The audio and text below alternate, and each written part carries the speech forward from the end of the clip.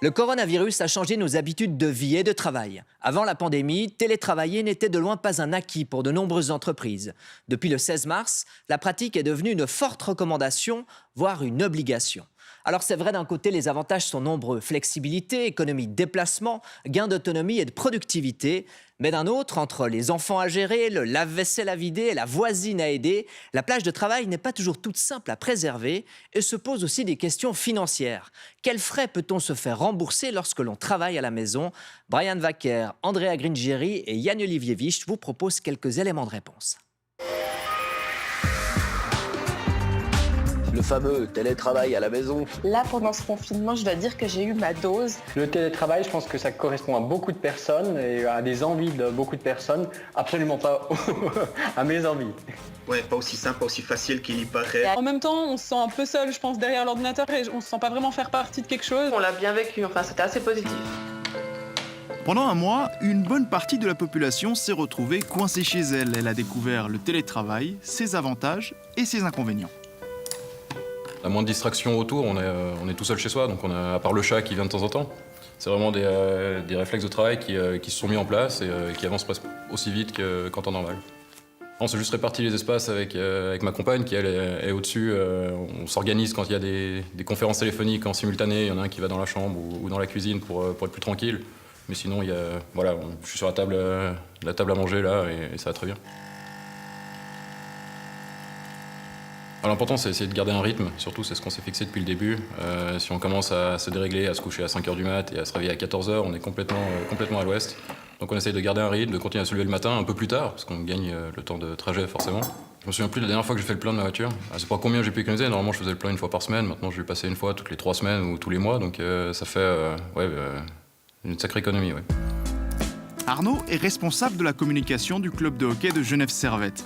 Pendant cette crise sanitaire, il télétravaille à 100%, ce qui lui a permis quelques économies.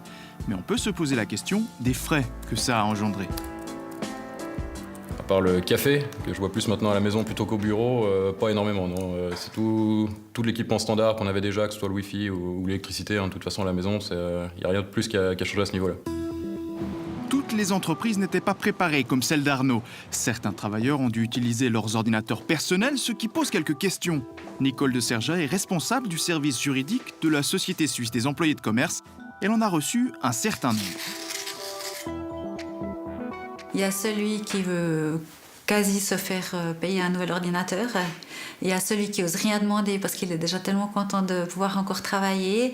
Il y en a aussi qui ont entendu qu'un copain avait reçu un nouvel ordinateur ou bien avait reçu une espèce de location pour la mise à disposition d'un ordinateur et qui se dit qu'il pourrait demander la même chose. Il y a vraiment de tout. Et il y a beaucoup de questions qui sont aussi dues au fait que le télétravail, ces 2 derniers mois, n'était pas vraiment choisi. Finalement, il était choisi ni par l'employeur ni par l'employé et que les entreprises n'étaient pas forcément prêtes. Si vous avez une entreprise qui était prête et puis qui avait déjà mis à disposition un laptop à chaque employé, la situation était plus facile. Mais dans beaucoup d'entreprises, les employés n'avaient pas d'ordinateur portable encore et ont par exemple dû mettre à disposition leur ordinateur portable. Et ces personnes n'étaient pas forcément très contentes de mettre à disposition leur matériel, d'où les questions justement de remboursement d'une partie des frais ou d'une location qu'on pourrait demander pour un ordinateur. Dans cette période spéciale du coronavirus, nous conseillons effectivement de donner des frais forfaitaires, surtout pour calmer les esprits déjà. Pour vous parler de notre entreprise nous a accordé un forfait qui était le même pour tous les employés, qui peut être perçu comme inéquitable parce qu'il y a des personnes qui ont plus de frais que d'autres, mais qui était quand même un geste de l'entreprise. Un montant symbolique qui ne nous a pas été communiqué, mais qui existe donc dans certaines entreprises. Du coup, est-ce que toutes les personnes qui ont télétravaillé pourraient demander une prime ? La loi dit une chose s'agissant du droit du travail, c'est que les frais imposés par l'exécution du travail doivent être pris en charge par l'employeur. Je fais une similitude. Vous avez un véhicule privé. Vous utilisez votre véhicule privé parce que vous devez l'utiliser pour travailler. Dans ce cas-là, vous aurez droit à une participation de l'employeur à vos frais d'utilisation. En revanche, si c'est par convenance personnelle, parce que vous préférez utiliser votre Mercedes, mais que l'employeur met à votre disposition un véhicule pour travailler, là, je pense que vous ne pourriez pas demander une participation pour le kilométrage.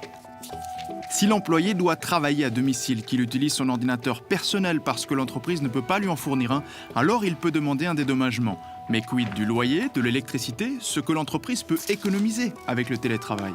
Il y a une jurisprudence du tribunal fédéral dans laquelle un employé a eu droit à une participation de 150 francs par mois parce qu'on lui imposait le travail à domicile et il n'avait pas la possibilité il ne disposait pas d'une place de travail appropriée et durable chez l'employeur. Si le télétravail devait s'installer dans la durée et que les entreprises réduisaient leur surface commerciale, alors les employés pourraient demander un forfait mais devraient aussi respecter certains engagements. Durée est ici le mot-clé. La crise sanitaire a créé une situation particulière qui a forcé tout le monde à s'adapter, à l'image de Blaise Matet et toute la Fédération des entreprises romandes. Avec ce Covid, on s'est retrouvé dans une situation où il a fallu s'adapter très vite. La fédération est passée en télétravail en 3 jours. J'étais connecté chez moi, donc je n'ai pas eu de frais particuliers par rapport à ma connexion privée. Mais d'autres ont pu en avoir, et normalement, ces frais particuliers, ceux-là doivent être couverts par l'employeur. Alors, le cas concret, c'est qu'on les a vécus, nous, c'était les écrans.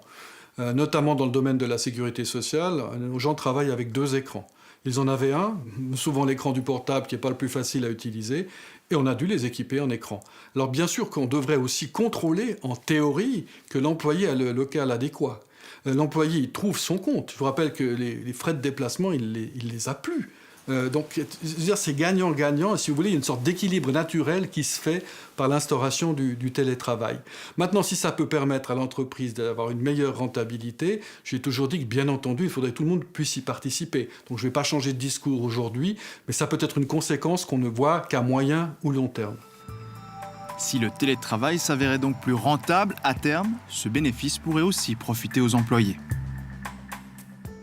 Vous avez des maux de tête, de la fièvre, de la toux, même peut-être perdu l'odorat. Pas de doute, vous êtes bon pour un dépistage. Au plus haut de la crise, ces tests étaient uniquement réservés au personnel de santé et aux personnes vulnérables. Aujourd'hui, tous les cantons romans ont installé des centres de dépistage rapide. Ces tests, réalisés en moins de 3 minutes et déterminants pour endiguer la pandémie, se sont simplifiés et surtout multipliés ces dernières semaines. Près de 5000 sont réalisés tous les jours en Suisse. Mais vous allez le voir, question coût et remboursement, on est encore bien loin de la simplicité, comme l'a constaté François Janet. C'est vrai, François. J'ai sous les yeux le courriel de Julien Giacobino, un téléspectateur qui a été surpris par un total de factures qui a dépassé les 500 francs après un test de dépistage au Covid. Alors bien sûr, nous l'avons appelé pour avoir quelques explications sur ce qu'il a vécu à la fin du mois de mars. Un matin, je me suis réveillé pas mal, mais pas très bien. Et puis du coup, j'ai pris ma température, j'avais 37,8. Donc à ce moment-là, on nous avait dit qu'il fallait être sensible à ce genre de température. Donc j'ai appelé la cellule Covid-19, j'ai expliqué mon cas. J'ai expliqué aussi que mon amoureuse avait un traitement immunosuppresseur, que dans ce cas-là, qu'est-ce qu'il fallait que je fasse. Alors eux, ils m'ont directement dit que maintenant les tests étaient gérés par l'hôpital de la Tour. Donc je suis allé à l'hôpital de la Tour. Et là-bas, je suis arrivé dans une file d'attente avant d'être trié à l'entrée, où une personne a pris toutes mes coordonnées, assurance, privée, tout ce qu'il faut pour qu'il puisse me contacter et puis avoir les informations nécessaires sur mon état de santé général. Et là, Julien Giacobino est reçu par un médecin qui l'examine, qui lui pose quelques questions sur sa situation. La consultation dure un quart d'heure et la procédure se poursuit. Donc là, on m'a emmené dans un autre cabinet, dans une autre salle d'attente où je suis resté 3 minutes. Il y a une infirmière qui est venue me chercher. Ils m'ont fait le test, ça a duré 1 minute. Et puis, je suis reparti. Voilà. Donc j'ai quelques questions à vous poser déjà. 3 jours plus tard, Julien Giacobino reçoit un appel de la cellule Covid du canton de Genève. Vous savez que c'est positif, hein? C'est positif, mais sans gravité. Après 10 jours d'isolement, la maladie ne fait pas de dégâts, mais une autre surprise, douloureuse, fait son apparition. La semaine qui a suivi, j'ai reçu 2 factures. La première, c'était la facture du médecin traitant. Donc, ça, c'était une facture d'un peu plus de 180 francs pour la consultation. Et puis, quelques jours après, la facture de Diana Labs pour l'analyse du test qui a été fait à l'hôpital de la Tour. Et puis, dans la foulée, une facture de 146 francs, je crois, pour le moment où je suis arrivé, où j'ai été dans les locaux, dans ce système de tri Covid. Donc le total, c'est plus de 530 francs. Moi, j'ai été surpris parce qu'un test à 500 francs, aujourd'hui, il y a beaucoup de gens qui vont ne pas le faire. À l'hôpital de la Tour, pas d'interview, on nous a simplement répondu par écrit pour nous dire que les factures étaient conformes. La facture de l'hôpital est un forfait au TARMED pour admission en urgence. La deuxième facture est celle du médecin externe qui a examiné le patient. Et la facture du test est au tarif qui prévalait au moment du dépistage. Un autre téléspectateur avec les mêmes interrogations nous a raconté qu'il s'est fait dépister début avril dans un drive-in. Lui, il n'a reçu qu'une seule facture, 204 francs pour le test. Alors oui, c'est moins cher parce que là, c'est le canton qui assume les coûts. Dans le canton de Berne, avec le drive-in, le canton a décidé de prendre à sa charge tous les coûts de l'organisation de ce drive-in et la communication aux personnes de leurs résultats. Donc pour ça, elles n'ont qu'une facture. Mais parce que dans certains cas, des personnes se font facturer la communication du résultat ? Oui, tout à fait. Lorsque c'est fait par un médecin, j'ai vécu le cas personnellement, puisque j'avais dû faire un test beaucoup plus tôt dans l'épidémie. Et là, j'ai reçu une facture de 67 francs pour la communication de mon résultat négatif. Mais avec des frais aussi importants, vous ne craignez pas que des gens renoncent à se faire dépister ? Tout à fait. Nous, on a eu le problème au début du drive-in où les gens nous disaient mais moi, si ça coûte 200 francs, on a eu un cas d'une famille où toute la famille devait se faire dépister parce que la maman était atteinte. Eh bien, 4 personnes à 200 francs, 800 francs, c'est pas supportable pour une famille. Monsieur Grégoire Gogna, bonjour. Bonjour. Vous êtes un des porte-parole de l'Office fédéral de la santé publique. Alors, on vient de le voir dans le reportage, même démarche, un test de dépistage au coronavirus et 2 factures bien différentes, une de 204 francs et une de plus de 500 francs. Est-ce que cette différence de tarif est normale selon vous ? Alors, à l'époque, le prix du test comprenait le prix de l'analyse qui était fixé à 180 francs, plus il y avait une taxe de commande de 24 francs. Donc, à ce niveau-là, la facture de 204 francs semble tout à fait justifiée. S'agissant de la facture de 500 francs, je peux difficilement commenter. Apparemment, cette personne a payé son test 204 francs, mais elle a pu bénéficier d'autres prestations médicales. Il faut voir aussi qu'à l'époque, les recommandations étaient différentes de l'OFSP, donc la prise en charge était aussi différente.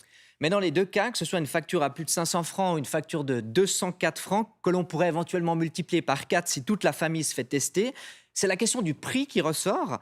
Alors, n'y a-t-il pas un vrai risque que les gens n'aillent tout simplement pas se faire tester parce que c'est trop cher ? Alors, comme je l'ai dit, à l'époque, les recommandations de l'OFSP étaient différentes. Il était recommandé de faire des tests uniquement aux personnes qui présentaient des symptômes graves.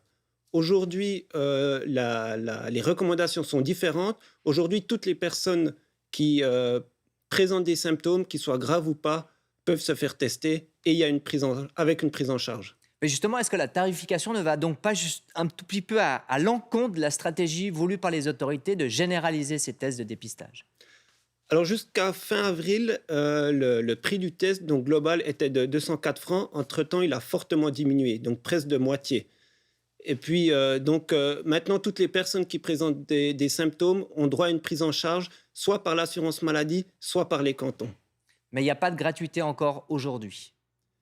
Il y a une gratuité dans le sens que les personnes qui présentent des symptômes et qui n'ont pas besoin de suivi médical, c'est les cantons qui prennent en charge le test. Alors, le débat est vif sur cette prise en charge de ces tests. Qui doit prendre en charge ces tests ? Est-ce que vous arrivez un peu à nous clarifier dans quel cas les tests de dépistage doivent être remboursés, sont remboursés, dans quel cas ils ne sont pas ?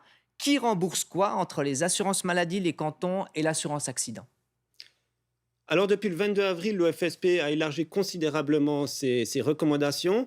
Donc, désormais, il est recommandé à toutes les personnes qui présentent des symptômes, qu'ils soient graves ou pas, de se faire tester. Donc, il y a 2 cas de figure. Il y a les personnes qui ont besoin d'un traitement médical. Pour ces personnes-là, c'est l'assurance maladie qui prend en charge le test. Le deuxième cas de figure, c'est les personnes qui n'ont pas besoin de suivi médical, typiquement les jeunes. Alors pour ces personnes-là, c'est le canton qui prend en charge le test. Donc il y a deux logiques différentes. Il y a une logique de prévention plutôt, ouais. Voilà, d'assurance maladie pour les personnes qui sont malades. Avec le risque d'une certaine franchise. Avec le risque d'une certaine franchise, c'est vrai. Et il y a aussi une logique de lutte contre la propagation du virus. Et dans ce cadre-là, c'est les cantons qui prennent en charge le test. Et jusqu'à quel montant les assurances maladie ou le canton sont-ils prêts à rembourser les frais?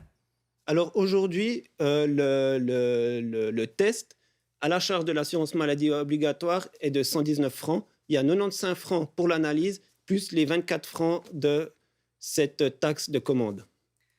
On a encore tous en tête ces images qui ont choqué bien au-delà de nos frontières, de ces milliers de personnes qui font la queue à Genève pour obtenir des denrées de première nécessité. Alors, selon une étude, les personnes défavorisées pourraient avoir jusqu'à 4,5 fois plus de risques d'être atteintes par le coronavirus.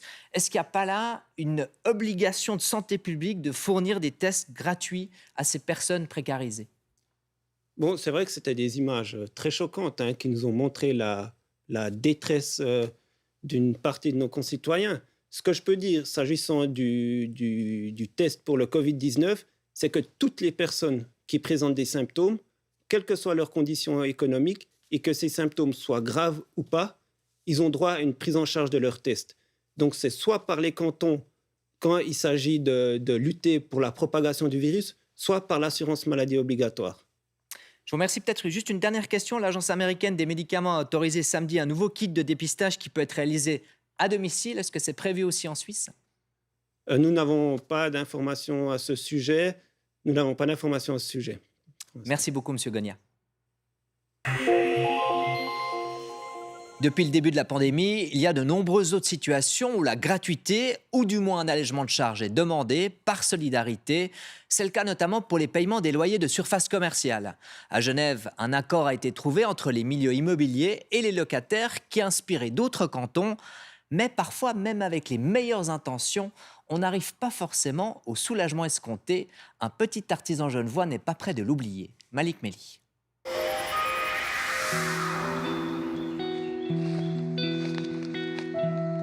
Nicolas Spuller est un photographe professionnel indépendant.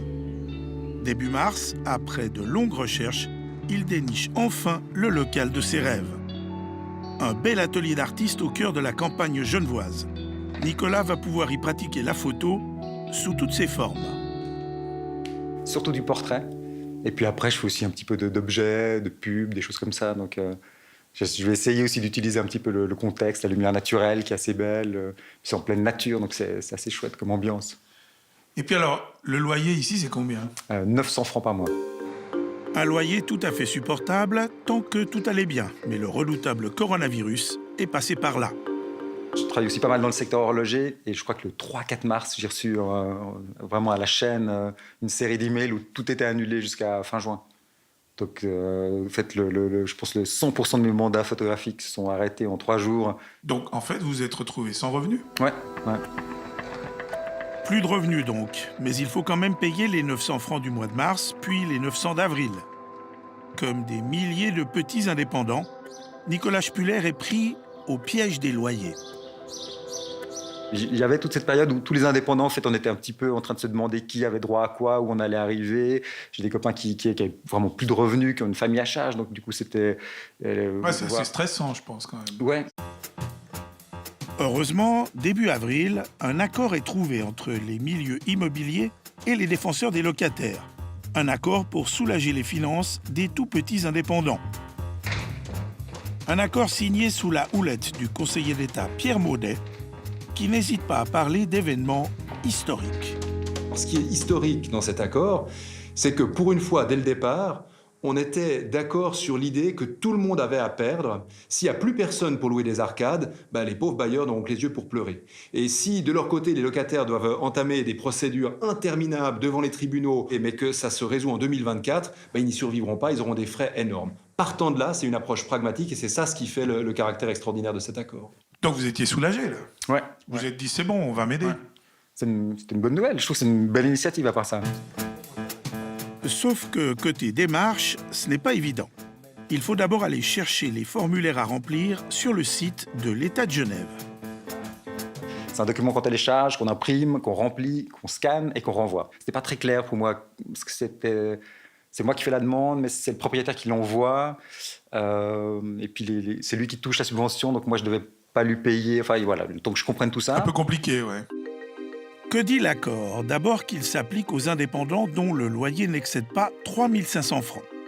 Ensuite, si le propriétaire accepte de renoncer à percevoir tout ou partie du loyer, l'État lui versera une indemnité correspondant à la moitié de la somme. Dans le cas de Nicolas, il n'aurait pas les 900 francs à payer du loyer d'avril et son propriétaire recevrait 450 francs de l'État.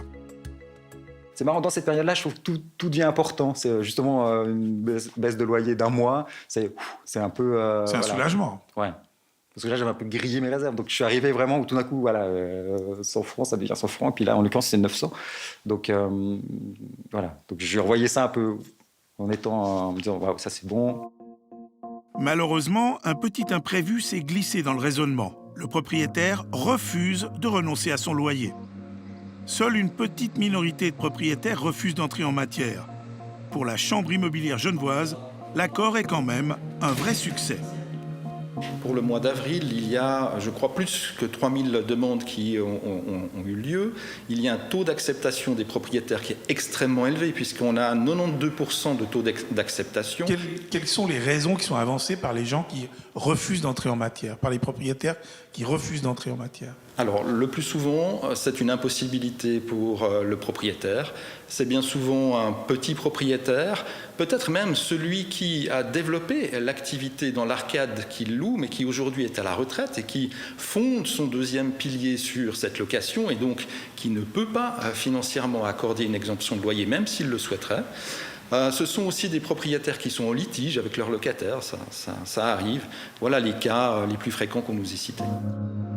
Entre Nicolas et son propriétaire, pas l'ombre d'un litige. Mais le refus de ce dernier aboutit à un résultat immédiat. Le photographe est éjecté du dispositif de soutien aux indépendants. Dans les 3 jours qui suivent, j'ai reçu la réponse qui me disait qu'en fait, que si le propriétaire n'était pas d'accord de faire lui-même une réduction, en fait, l'État ne faisait pas de réduction non plus. Pourquoi le propriétaire doit-il absolument donner son accord? D'abord, il y a des principes de droit qui s'appliquent. Le propriétaire, dans la relation privée qu'il a avec le locataire, est en droit d'exiger le loyer. Donc, il doit consentir librement à renoncer à une partie de son bien. L'État ne peut pas l'obliger. L'État ne peut pas le forcer. En tout cas, du point de vue du canton de Genève, entrer dans cette logique-là, qui est une forme d'expropriation matérielle, ce n'était pas envisageable. Et surtout, ça aurait empêché tout accord. Le locataire paye donc au prix fort le refus de son propriétaire, d'où une légère amertume. Si lui, il est un peu serré ou qu'il a fait ses calculs puis qu'il ne peut pas faire de réduction ou tout simplement il n'a pas envie, point barre, sans justifier, je ne touche pas une subvention de l'État. Elle est liée aux cautions de sympathie, aux finances d'un propriétaire. Puis je me dis, à la limite aussi, s'il n'a pas beaucoup de sous, l'État devrait encore plus rentrer en matière. Puis là, en fait, c'était l'inverse. C'est un peu une double peine. C'est que c'est vraiment, si on n'a pas une subvention, on en a une en moins encore. Et malgré plusieurs relances par mail de notre photographe locataire, les services de l'État ne veulent rien savoir. Sans l'accord de votre bailleur, nous ne pouvons pas entrer en matière, même si votre demande remplit les critères au plan objectif. Une indemnisation est prévue uniquement au propriétaire si ce dernier accorde à son locataire l'exonération complète ou partielle du loyer. Traduction circulée, il n'y a rien à voir. Mais on savait dès le départ, et comme toutes les mesures qui ont été proposées ces derniers temps, qu'il y a des angles morts qui sont générés et qu'on n'arrivera pas à satisfaire tout le monde. Vous êtes dans l'angle mort, en fait. Ouais. Ils auraient dû réfléchir à un petit rattrapage ou une mesure ou quelque chose qui fasse qu'au final, si ça ne marche pas, ce qu'ils ont mis sur place, à quoi ils ont pensé, qu'il y ait un deuxième filet, qu'il y ait une deuxième chance au grattage. Est-ce que l'État ne pourrait pas dire, si votre propriétaire n'est pas d'accord, nous, on vous paye la moitié du loyer du mois d'avril, par exemple? Alors, c'est une réflexion logique, mais la logique s'arrête très vite, parce que si l'État le faisait, il devrait le faire pour tous. Et à ce moment-là, le mécanisme d'incitation pour le propriétaire de prendre en charge l'autre partie n'opérerait plus. Nicolas n'a plus qu'à espérer que son business reparte et qu'on lui commandera beaucoup de photos. suffisamment pour qu'ils puissent s'acquitter des 900 francs de loyer d'avril, puis mai, puis juin, etc., etc.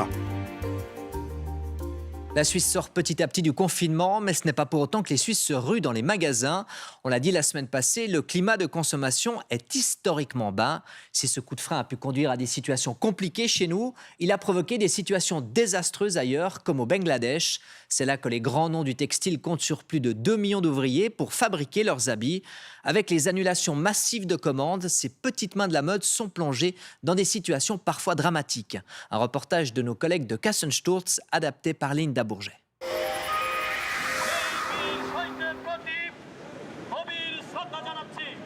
C'est l'urgence qui fait descendre dans la rue ces travailleurs de l'industrie textile.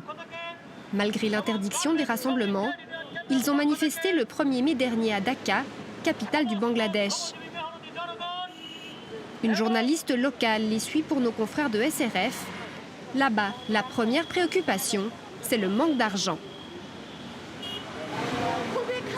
Le propriétaire de notre logement nous demande de l'argent alors que nous n'avons même pas de riz. Comment puis-je nourrir mes enfants ? Une multitude de travailleurs ont été libérés ou licenciés ces dernières semaines. Beaucoup ne touchaient plus de salaire depuis 3 mois. Notre employeur veut nous donner à peine 20 $ et nous demande d'être patients. Mais comment pouvons-nous survivre avec ça ? Ce n'est pas seulement le coronavirus qui nous tue, non, nous allons mourir de faim. Pour comprendre la situation dramatique des ouvriers textiles de Dhaka, il faut se tourner du côté des multinationales de la mode. Face à la crise du coronavirus, elles ont réagi à toute vitesse, avec, pour la plupart d'entre elles, des annulations massives de commandes en cours auprès de leurs fournisseurs. Des décisions qui entraînent une réaction en chaîne catastrophique pour le Bangladesh. Fermeture d'usines, avec à la clé une perte de travail brutale pour 2 millions d'ouvriers du secteur. Sans salaire, ils sont retournés en masse dans leur village d'origine, à pied, sur de longues distances. Exclus du travail, ceux qui n'avaient pas d'économie ont dû se rabattre sur les rations alimentaires de l'État. La présidente d'une importante association de producteurs textiles a adressé un appel directement à ses partenaires commerciaux, les poids lourds occidentaux de la mode.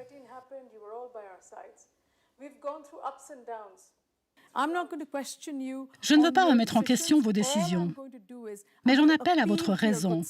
S'il vous plaît, prenez votre marchandise actuelle, celle qui est encore en production ou déjà terminée. S'il vous plaît, prenez-la aux conditions de paiement normal. Car sans ce soutien, ces prochains mois, 4,1 millions d'ouvriers vont littéralement se retrouver à la rue ici. Et nous ne pouvons pas nous permettre ce chaos social. Pour Elisabeth Schenk de l'ONG Public Eye, le problème de fond, c'est le déséquilibre dans le rapport de force entre les géants de la mode occidentaux et les usines textiles asiatiques.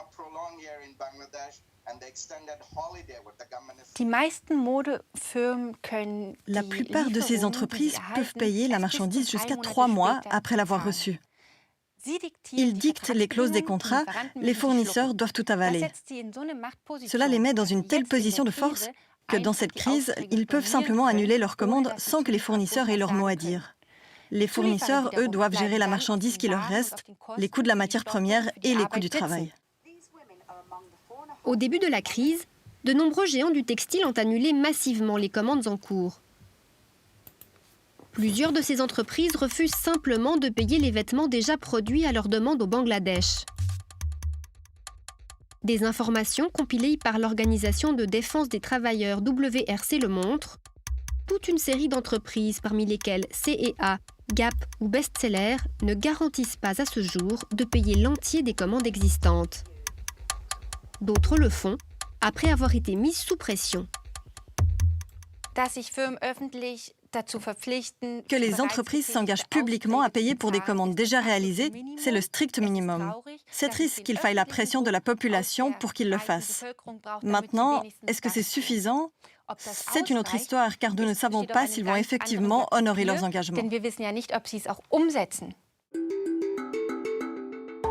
La marchandise impayée s'entasse au Bangladesh et cause des pertes qui se chiffrent en milliards.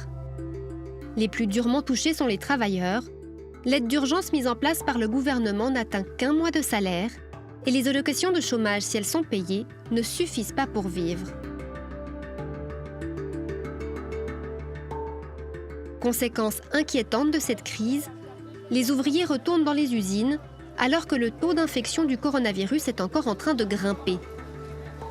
Le confinement à l'occidental est un luxe que personne ne peut se permettre ici.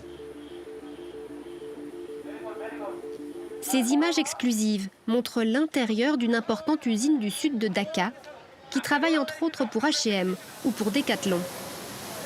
D'après les prescriptions du gouvernement, seuls 30% des employés devraient être au travail. Manifestement, ce n'est pas le cas.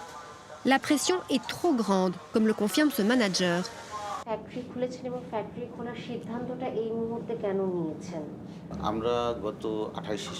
Nous avons réouvert l'usine le 29 avril parce que certaines de nos commandes ne sont pas terminées.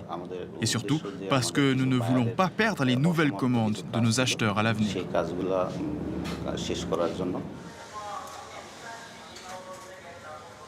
Ces ouvriers doivent travailler dans des conditions précaires pour pouvoir survivre. Ceux qui ne le font pas ne peuvent compter que sur le maigre soutien de l'État.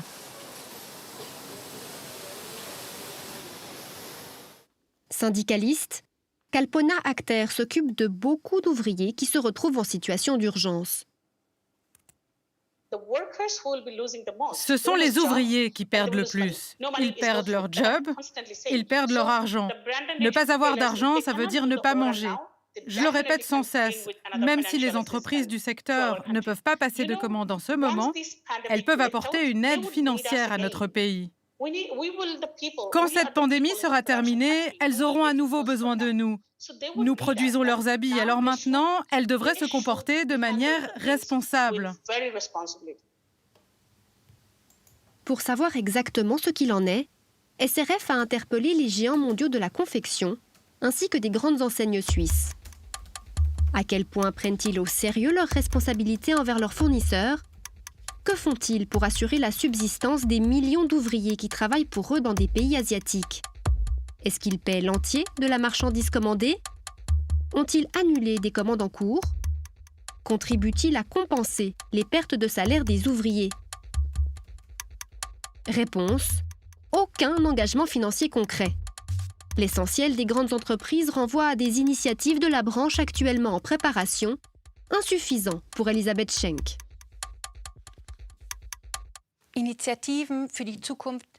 Les entreprises aiment bien parler d'initiatives pour l'avenir. Mais nous avons besoin de réponses et de décisions claires maintenant pour protéger les ouvriers du Covid-19 et de la pauvreté.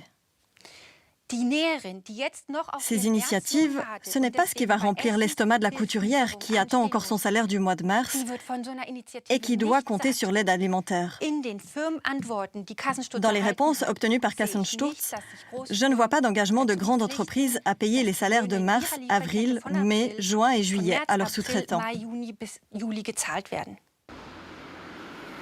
En mars, le groupe CEA avait provoqué beaucoup d'inquiétudes parce qu'il avait annulé l'ensemble de ses commandes.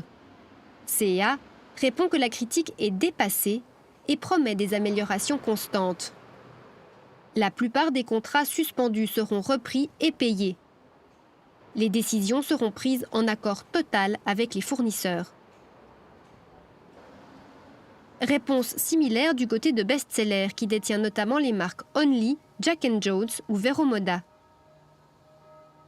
Toutes les marchandises commandées pour le printemps et l'été sont acceptées. Les commandes n'ont été annulées qu'en accord avec les fournisseurs.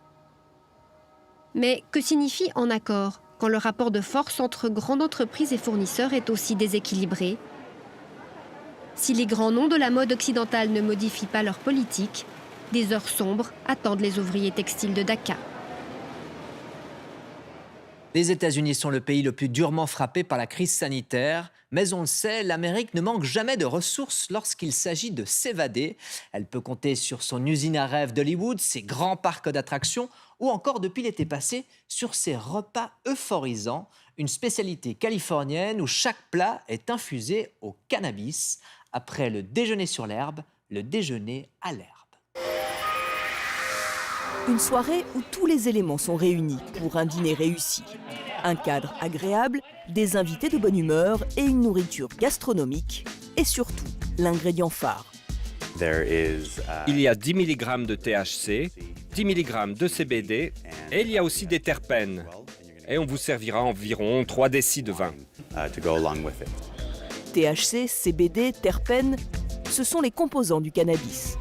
Car le repas intègre la plante que l'on retrouve dans tous les plats. En Californie, c'est une nouvelle mode qui fait fureur chez les foodistas avides d'expériences inédites. C'est la façon d'ouvrir le cannabis à un plus grand nombre. À la manœuvre, on retrouve le chef Chris Sayegh.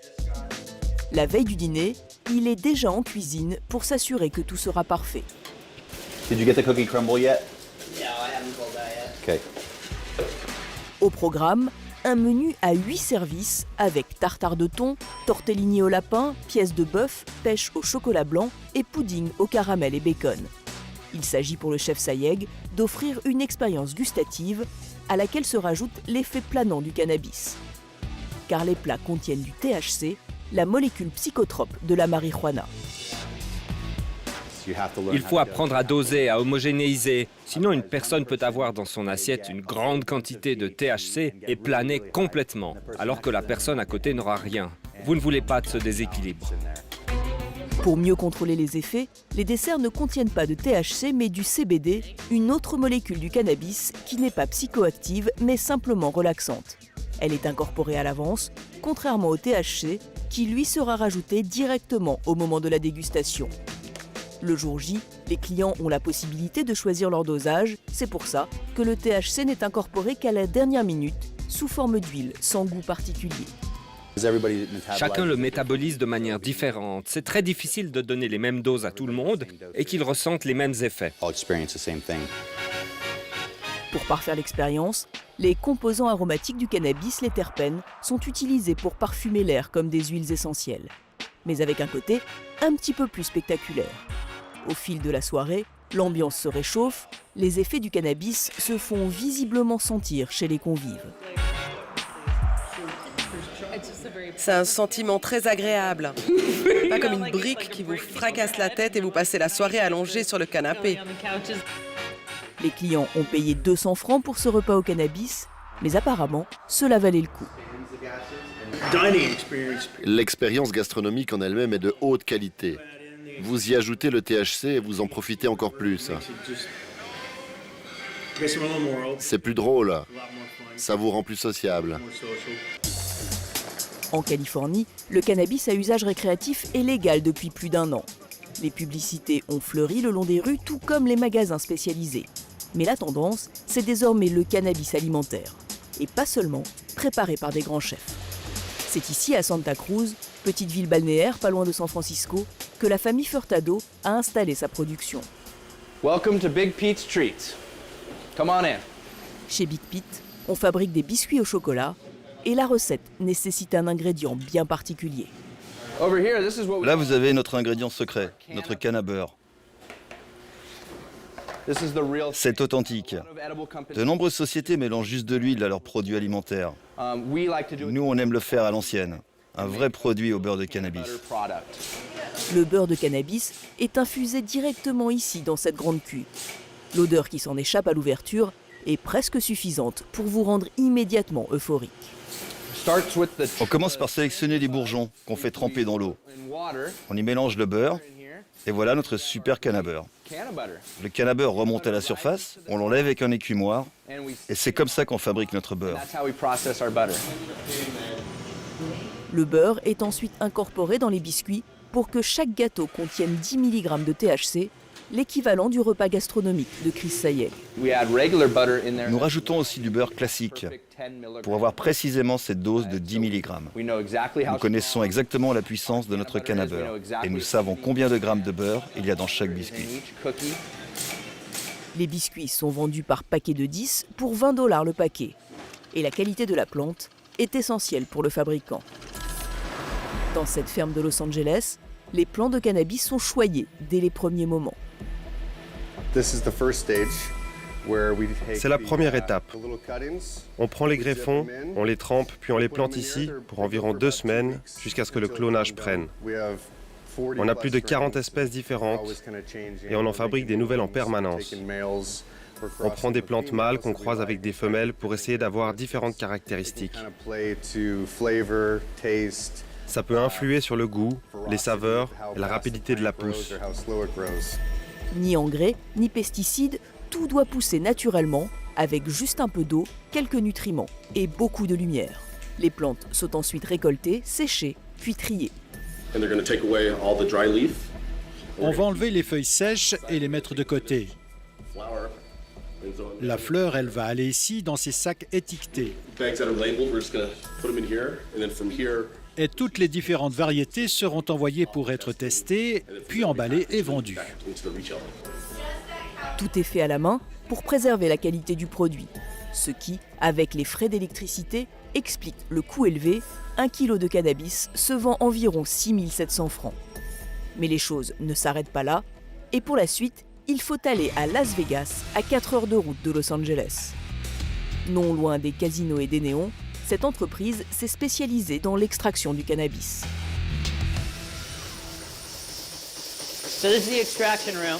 C'est la chambre d'extraction où on extrait et raffine l'huile brute. On prend le cannabis de notre réserve, on le met dans ces tubes où il est travaillé et on en sort l'huile brute qui est la base de tout ce qu'on fabrique ici. L'huile est ensuite filtrée puis subit différents traitements, dont un plus spécifique à la consommation alimentaire. C'est ici qu'on fait la décarbonisation. En gros, on chauffe et on enlève les molécules de monoxyde de carbone. Ça rend le produit plus facile à digérer par l'intestin grêle, pour les produits alimentaires bien sûr. L'extrait obtenu après distillation est du pur THC, qui pourra ensuite être mélangé à des huiles alimentaires. L'activation du composant psychotrope se fait lorsque le produit est chauffé. Depuis la légalisation, toutes ces étapes sont soigneusement contrôlées et régulées. Dans ce laboratoire de Los Angeles, on teste en permanence la qualité des produits à base de cannabis. On fait de nombreux tests sur le cannabis. Les plus répandus, ce que les gens connaissent, ce sont les pesticides, les métaux lourds, la puissance, les terpènes, les solvants. On fait aussi des tests plus petits comme la contamination microbiologique et l'Escherichia coli. La réglementation pour le cannabis est plus stricte que pour n'importe quoi d'autre. C'est bien si vous êtes client et que vous achetez des produits au cannabis, vous savez que c'est sûr. Un produit présenté comme sûr, mais son ingestion est-elle vraiment inoffensive ? L'Université de Californie à Irvine s'est dotée d'un centre de recherche sur le cannabis. Sous la houlette du professeur Piomelli, on y teste les effets notamment neurologiques de la marijuana. Et il y a un point sur lequel les consommateurs de produits alimentaires doivent être vigilants. Lorsqu'on ingère, ça met beaucoup plus de temps pour agir parce qu'il faut que ça soit absorbé d'abord par l'estomac et puis que rentre dans la circulation.